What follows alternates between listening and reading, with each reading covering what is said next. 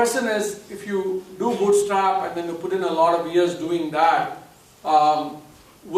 if potentially you want to raise venture capital, will they view that as a skill, a valuable skill?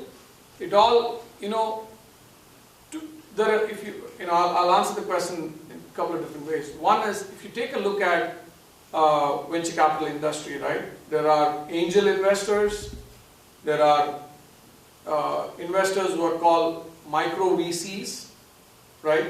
Then there are early stage venture capitals, then there are, late stage venture capital, then there is growth capital, and then there is private equity.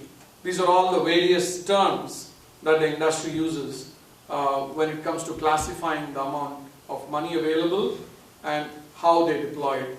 Each firm has their own investment philosophy in terms of how they go about investing it. Most of the time, they look at the idea, the market, the team, right? Then when they look at the team, they look for, why should I invest in this team, right? And then all of this will help you, right? But it's really, if the idea and the market is not there, then the VCs will not invest, right? I'm talking about angel investors all the way to the late stage VCs. Now the growth capital people and private equity, they like entrepreneurship model. Like, I've got term sheets from our previous company from VCs.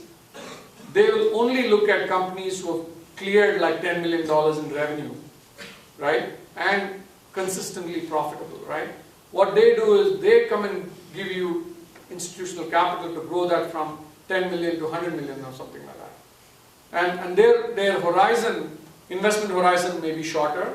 They want to get their money out in 3 to 5 years.